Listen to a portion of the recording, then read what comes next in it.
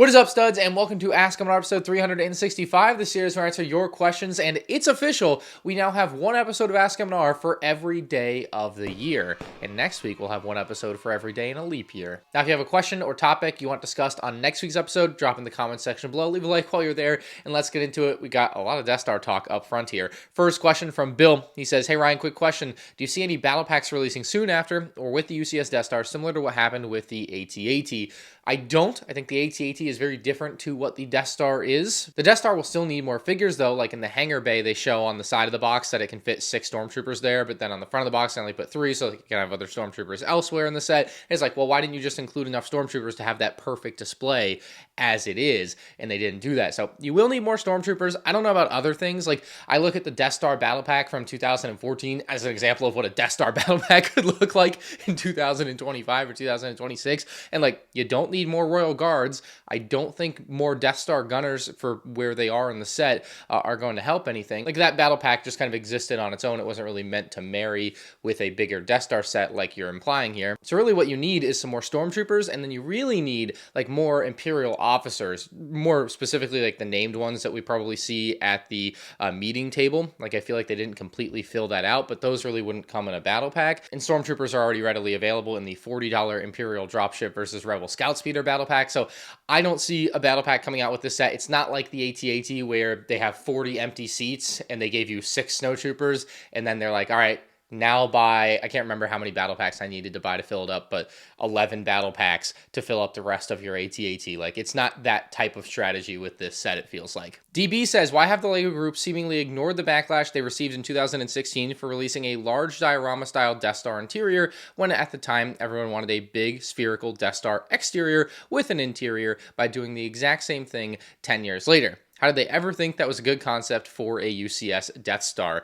And, you know, yeah, back in 2016, when they re-released that 2008 Death Star, I think a lot of the community was very disappointed. You are not wrong there. They definitely got backlash for that. However, that set was available on shelves for like 5 years. Like, I bought the 2016 Death Star at the LEGO store in 2020. So 16, 17, 18, 19, 20. That's the 5th year of it being in stores there. And LEGO doesn't just keep Star Wars sets out for 5 years unless they happen to be selling well. So that playset Death Star, even though people were disappointed with it in the community, I think continued to sell well as a very large playset Death Star to, frankly, just like probably rich families buying a cool toy for their kid for Christmas, or just big fanatics of LEGO Star Wars. And I think further proof of that is the fact that the 2008 Death Star was also one that was available on shelves for a long time. I bought that set in 2014, 6 years after it came out. So both of the previous playset style Death Stars sold incredibly well. And whether there was backlash online or not about that re-release of the 2016 Death Star, I don't think really mattered, because the sales numbers were just there for those two sets. Like, those sets, I think, killed it for them. And so I think as they've approached the $1,000 Death Star, you had a couple different ways you could have gone at it.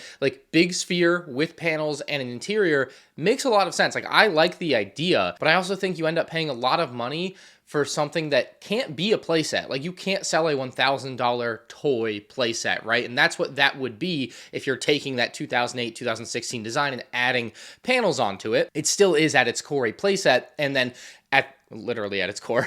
And then on the exterior, it can be displayed very nicely. So let's say they could sell a Death Star that is a pure playset for $500, like they did in 2016, or they could sell a Death Star that's pure display for $300, like they did in 2005, or you combine the two together for $1,000, and now you're making people pay for both, and then they can only use one at a time. That's my rationale as to why you wouldn't want to do a Death Star like that. So I think as they've approached this next Death Star, while I still think the next Death Star should have been a spherical, like $200 Death Star display set, I don't think this was the worst direction to go in, because they made a Death Star that is a pure display Death Star. It might not look the way you want for display. Like, if you were looking for a big spherical Death Star that looks literally like the Death Star, this is not it. Like, I understand that 1,000% because I was in that camp previously. But having seen the set, and I've got a video on my channel talking about it in depth, like, I don't think it was a horrible direction to go in to create a diorama Death Star. Like, it actually works really well for what the concept is. Maybe not what the community wanted, but the same thing can be said about that 2016 Death Star. It's not maybe what the community was hoping for at the time, given they just retired the other one, but it actually worked out pretty well for them. And I wonder if they got a little high on their own supply from that. Maybe just like from your perspective, because I think this Death Star has a chance to do okay. I also think it has a chance to go the route of Cloud City, where it doesn't sell very well. It more or less flops, and then later on becomes very loved. I'm very curious like how this set plays out over the next 5 years, because Cloud City, by the way, available for a year and a half. I look at this Death Star as a set, given their track record with their last two Death Stars, they probably want this Death Star to be sold for at least 5 years, but if it flops, it won't be. So there's some interesting stuff going on there too. But you say, how did they ever think it was a good concept for a Death Star? I don't think what they came up with is unreasonable. I just feel like they should have also released a Death Star that is a big sphere for like $200 at the same time. That way you just cover it all and you're done. Anyway, Wolf says, what if it hangs on a wall? And this was a theory of mine with the Death Star and its flat back. But again, having seen it now and how big it is, there's no way it's going to hang on a wall. It's way too big, way too heavy. And the backside is not as flat as I thought. It's got a couple things that kind of cut out of it because they needed to extend it, I guess, to the back. And honestly, even if it was completely flat on the back, it's so large, there's no way it would hang on a wall. I think it's going to rest against a wall. That's kind of the idea, not that it's going to hang on a wall. So yeah, might have got that mixed up a little bit. Scott Plush Productions says, out of every Lego Star Wars Death Star, 2005, 2008, 2016, 2025, which one would you recommend someone to get? Love your content and been watching it for years. Are you considering doing a drop test of the new Death Star? I thought about it. And then I, over the weekend, built the 2016 Death Star, and my friend Sands built the 2008 Death Star, and it took us both about 12 hours to build one of those Death Stars. So the new Death Star has over twice as many pieces, therefore it would take about 24 hours for us to build the set, or for like a single person to build the set at like a reasonable pace. So I would have to buy a second Death Star and then spend 24 more hours building it, and then just to drop test it. Look, I would love to do it. I probably will do it because it would make for a great video, but I'm not looking forward to it if I do. I'm not committing to that. But as to which Death Star I would recommend people buy, I mean, I think this new Death Star is the second best type of the three styles of Death Stars that they have done. I actually think the 2008-2016 playset style Death Star is now firmly in last place as the worst style of Death Star, because it just is really ugly and all of the scenes don't look that good. You compare like any of the designs for the scenes in 2008, 2016 to what we have in 2025's Death Star as far as like how they look. Like 2025 looks incredible, right? Like it's literally diorama quality just all throughout. And you know, I understand people didn't want that probably, but the execution of it can't be argued that it looks really dang good for what it is. Personally, I think unless you have a childhood connection to 2008 or 2016, you should really choose between the 2005 Death Star 2 or the 2025 UCS Death Star for $1,000, right? Like both of those provide completely different experiences, but I think they're the better two display experiences of these Death Stars. Like the 2008 and 2016 ones are tried and true playsets. They are playsets, first, foremost, and really all the way through. There's nothing about them that looks particularly pretty for display, other than the fact that they are big, round Death Stars, but like they aren't very pretty to display. And I think that this new Death Star kind of solves that problem if you're an adult collector that wants something that looks really great to display. Like it does look pretty cool on display to me, or I guess on the box, but theoretically it'll look pretty dang cool on display. Now, I haven't looked in years, but I think the LEGO Ideas Globe came out, in 2022, and I made the video making this out of the globe. And you can do this for like probably a few $100s at most, so a lot less than $1,000, a lot less than whatever the Death Star 2 is going to cost you. And maybe there's some better alternate builds that people have done than I did here. But you could theoretically make yourself your own Death Star here for a few $100, and it's going to actually fit what you were probably looking for with this newer Death Star as far as how it's going to display. So, and then this also fits like really nicely on a shelf because it's not $1,000 huge size of set. So I would almost recommend doing this over buying any of the sets if you're into building custom models, and this is one of the easiest custom builds you can do. So I don't have a great answer for you because I think it really depends on what you're looking for, but personally, I suppose if I was going to pick one of the Death Stars that they've ever made to keep, I would keep 2005. I still think as far as like literally being a Death Star and not just a scene representation of things that happened on the Death Star, that's obviously the best coolest Death Star to display. But the new Death Star does really intrigue me. If you couldn't tell, I'm kind of liking it, and I did not expect to like it, so I'm kind of excited to get it in hand. Next from Kessel, he says, having seen the new leaks of the Death Star, raised a thought. This is just a group of diorama sets stuck together. Look at how much dioramas cost. Is this really worth $1,000? And the $1,000 price point, like without having ever seen the set, people have called this overpriced, not worth the money. You know, people do that every time, I guess. But to me, like the value on a Lego set is super subjective every single time. A lot of people will try to boil it down to price per piece, and they'll look at a set like the Juggernaut and they'll say that's 20 cents per piece. That's not worth it. And then a set like this comes out that's 11 cents per piece.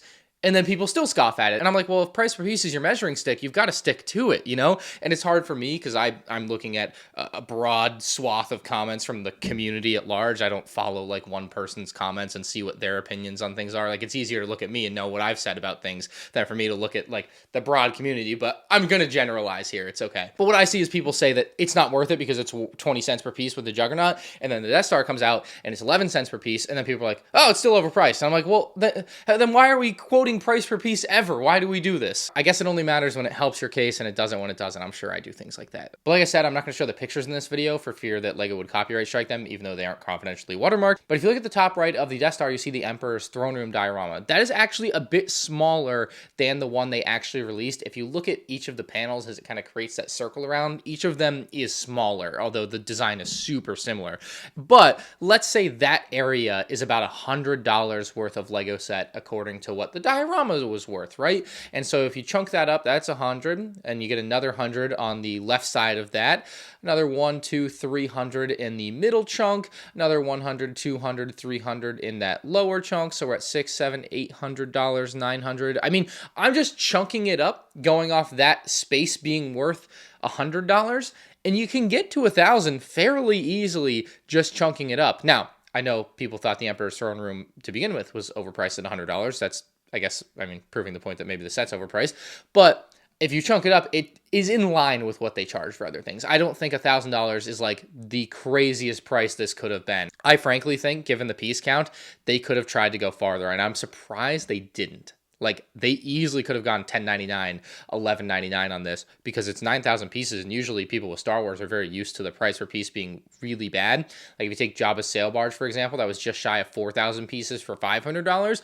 So, and again, price per piece, horrible way to measure value as this end-all be-all, but if you use that and extrapolate it out on the sail barge, you're looking at 8,000 pieces for $1,000 if you buy 2 sail barges. So this is 9,000 pieces for $1,000. They could have gone higher if you're using price per piece as your metric. Anyway, like I said in my initial reaction video, I don't think it's really worth $1,000. If they want people to think something is worth $1,000, they need to really bring everything to the table, including minifigs with dual molded legs, no stickers, right? People want printed parts. They say that with every set ever, and you're going to release your most expensive set ever. And I suppose we can't tell with absolute certainty that everything's not printed, but like, there's no way everything's going to be printed. There's going to be one big old sticker sheet in this set for $1,000.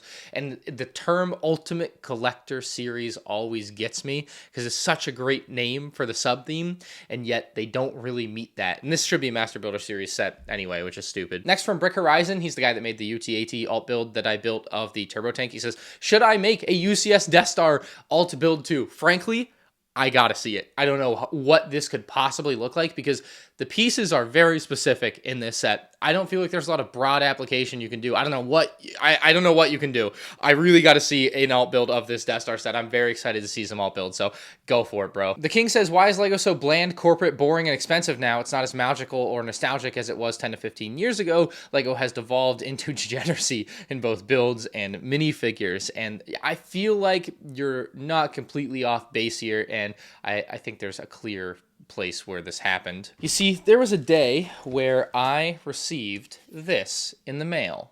Lego Adults Welcome. And if you remember, 2020, and they just so happened to get so lucky that their Adults Welcome theming or push, whatever, lined up with COVID. Like, they got super lucky that people had nothing to do, wanted to find something to do, and just so happened that Lego started doing all of these adult sets in 2020, at the very beginning of 2020. It's kind of wild. And so you open this up, and this is kind of where it began, I feel like. This exact book. This is the book that started it. I'm kidding about this exact book. But like, obviously these were sets that were, from the prior years or whatever at that point. But I feel like this exact tagline was kind of the beginning of Lego as we know it today, right? Very clearly, they do so much so differently, and they've made so much more money because of something like this, right? They've brought in a lot of new customers, and so they probably feel like they don't have to try as hard. They don't care as much.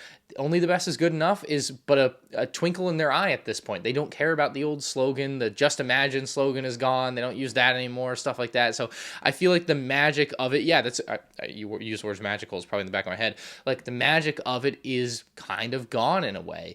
Is the magic gone? You look at the Star Wars sets that are out and half of them are made for adults. And look, I'm an adult. I don't particularly care one way or the other, but it isn't as magical as it was, right? I do agree with that when half the sets have all black box art and it's kind of bland and boring and corporate, right? Yeah, you definitely hit the nail on the head. I just think it's because of this. This is probably, like, without getting into the detail of what all of this means, exactly why things are the way they are now. The Sassy Cow says the fact that Lego Star Wars is Lego's best-selling theme, yet it by far gets the worst treatment, is wild to me. And it's kind of an inverse relationship there. Like, the better a theme sells, the less they have to try because it sells without having to even get out of bed, it's making money. You don't even have to do anything. Lego could resell the same sets that they released 10 years ago with no changes. They could just re-release them today with no extra work put in, and they would sell. You know what I mean? Like, that's the kind of theme that Star Wars can be, for better or for worse.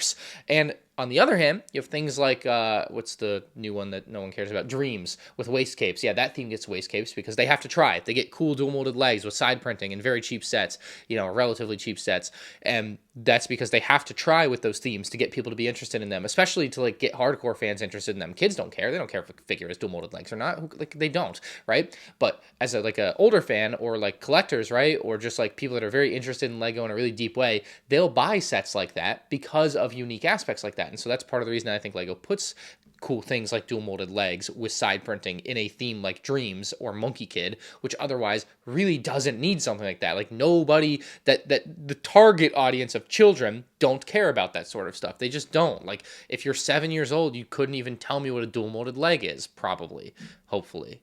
You should be worrying about other things. I believe it's essentially an inverse relationship there as far as how hard they try and what they put in versus how well something sells, right? Builder Boy says, how much input do you think Disney has when it comes to Lego Star Wars? And I'll keep this quite simple. Lego Star Wars constantly references the fact that they have to get everything approved by Lucasfilm or Disney and that they're always in constant contact. And just the fact that they have to get everything approved tells me that Disney ultimately has, I suppose, final say and complete oversight of the theme and decides what goes and what doesn't go. Like, are they allowed to make these sets? Can this figure look this certain way? Like, Disney should have, because they literally own Star Wars, the final say on that. So I think they quite literally have all of the input at the end of the day, technically. But I think Lego Star Wars, like, once they're like approved to do a thing, like they're like, hey, we want to do a Death Star like this, and then Disney approves it, and then Lego gets to work and sends them back some work like after, I don't know, a few weeks or something. DS Brick says, do you have any idea what's happening with the Gingerbread AT-AT / Vader's Tie Advanced? And I just made a video where I said I thought it was going to be Vader's Tie Advanced and not an AT-AT, and now I feel the other way. Like, I'm not sure. I think it's 50-50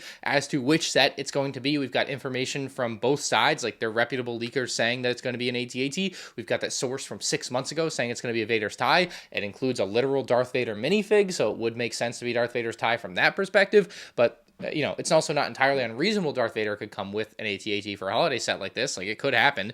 But yeah, I don't know. It's definitely up in the air, and I'm not as certain as I was a few days ago when I made my rumor video talking about it. So we'll find out probably within the next couple of weeks, honestly, given the recent leak of the Death Star. It's going to happen soon. 42C Production says, hear me out. What do you think of this? A 50th anniversary set, Darth Vader's tie versus Y-Wing. That would be dope. I'm very nostalgic of that 2005 Darth Vader's TIE Fighter and Y-Wing set, and I guess the prior 1999 and 2002 versions, because I bought that set on my birthday for 2005. My grandma and my mom took me to the Lego store, and I got to pick out a set, and that was the set that I chose. I actually chose that over the Wookiee Catamaran because I guess $50 must have been my budget, and I had the Wookiee Catamaran. I remember looking at a big stack of them in Orlando at the Lego store, and then there was the Vader's tie and Y-Wing, and I don't know what drew me to that set over the Wookiee Catamaran. I don't think I had seen Revenge of the Sith yet. Yeah, it hadn't come out yet. So maybe if it had come out already, I would have been more into the Wookiee Catamaran. But to that point, the original trilogy is probably still king in my head. And so I went and got the Darth Vader's tie and Y-Wing from 2005. Beautiful, beautiful set. Lamphead says, week 3 of Asking MandR. Why are people hating on the gunmetal gray commando droids when in 2002, there's your answer, it was 2002, we got the pearl blue super battle droids, which are loved by everyone. They are both inaccurate, but both are cool. I'm not arguing that the new commando droids don't look cool in gunmetal gray, but I am arguing that they are not gunmetal gray in Star Wars, and I think they should be the accurate color given where we are, right? It's been 25 years almost since 2002. The standards have changed, and I think that's the simple answer to why people feel differently about it than that 2002 version of the Super Battle Droid. It is also very important to know that when they made that Super Battle Droid, it was probably based off of concept art or early footage of the movie that hadn't come out yet for Attack of the Clones. It wasn't something that's being made 10 years after the source material, right? It's a very different case for 2002. Also in 2002, minifigure skin tones were still yellow. So there's that too. I don't think you can look back 20 years like that and be like, well, why are people upset now? Like, come on. Like, that's not fair. We've got designers saying every garment, everything has to be perfectly accurate, perfectly this, perfectly that, and we get everything approved by Lucasfilm to be as accurate as possible. Like, it's not a secret that LEGO Star Wars is trying to and wants to be accurate, but then they'll blatantly turn their back to it every once in a while. It's super frustrating, especially with Clone Troopers. Next from Heisenberg, he says, how can you stay interested in LEGO Star Wars with these awful sets and prices? I've been collecting my whole life, and I haven't bought anything from 2025 yet. I just feel so disappointed and saddened by what we've gotten. Look, no, I totally resonate with that 1,000%.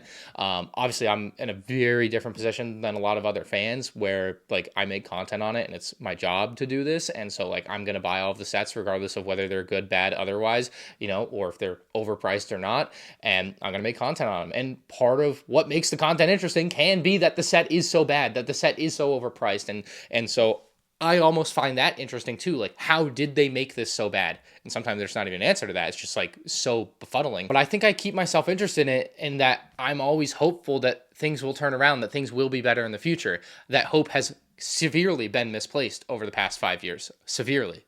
Because it hasn't gotten better in a lot of ways. But I always hope that it could return, that there could be glory days again, that there could be a golden age. And in the meantime, I still enjoy making content on it. Whether it is a set that I like or a set that I don't like, I enjoy the process of making a video about a LEGO Star Wars set. I enjoy, like, that is a very good thing for me that I enjoy that, because it has, like it's my job. So, like, if I didn't like that, that'd be a problem. And so whether or not I like what Clone Troopers LEGO are putting out, because they're putting out garbage, like, I still enjoy making the video about it. As a fan too, I am massively disappointed in a lot of things that they are putting out, like, massively. Like, it really sucks, and the prices are horrendous, even though I'm an inelastic consumer that is going to buy one of everything, and I guess in the ideal world, LEGO would be sending me one of everything, right? But no, like, I'm going to buy one of everything, it's whatever. But the price is just, yeah, it sucks. It just sucks all around. It sucks watching everyone else be upset about it too, you know? Like, it's the thing that I've loved my entire life too, and so seeing a bunch of people upset about it and not liking it is sad. It's very sad. Peak Tiger says, do you think LEGO will ever create an 18+ blaster line similar to the 18+ lightsaber line they previously offered? And the simple answer is no, because of LEGO's stance on firearms. Like, they don't want to do modern firearms. And they've kind of, like, skirted the line with Star Wars and a couple of things in the past. But unless there's another example that I'm missing, there's no way they're going to make a life-size Star Wars blaster that you can hold in your hand and imitate certain things. Like, there's just no way they would do that, in my opinion. So no, I just don't think so. And Bone says, did you see the new LEGO Nike collab? Also loving the channel. Been watching since late 2018. Well, thank you. I appreciate the long time viewership. But yeah, I have seen the Nike collab. The sets themselves, I am not super interested in. I had a friend text me, like, he's got, I don't know, a dozen LEGO sets, and he asked me who I thought the new Nike LEGO basketball sets are for. I played basketball with him, for reference. He asked me who I thought the new sets were for. And I'm like, well, I think they're for highlighter Nike kids. Like, that's the only thought I could have, is like, these type of Nike Lego sets that they're putting out right now are for those types of kids. That's just what they're for. And they're not for someone like you and I, you know, that are a little bit older. It just doesn't really fit the vibe you might be looking for, right? But it would fit perfectly in a middle school kid's bedroom that wears, like, highlighter yellow Nike shirts. That's it. That's my thought. Now, what I do really want to get from the Nike Lego collab is the actual basketballs, but I went to order the basketball from Lego.com when it came out on August 1st, and I guess the order didn't go through, so I didn't get one, and now they're $150 on eBay, and I'm probably still going to buy it because I really want to make a review of a Lego basketball, and there's another one, I think, coming out on September 1st. Now I'm going to have to buy 2 Lego basketballs, and who knows how many more Lego basketballs they're going to put out, so how long do I have to wait to review them? But no, I've got some ideas there for a Lego basketball review. I kind of liken it to my beach ball review. So it'll be the second time I've reviewed a ball. And on that note, I thank you for watching the 365th days worth of Ask MandR content. If you did enjoy, hit the like button to the channel, make sure you subscribe. And if you have a question or topic you want to answer on the next week's episode, leave it in the comment section below. See ya.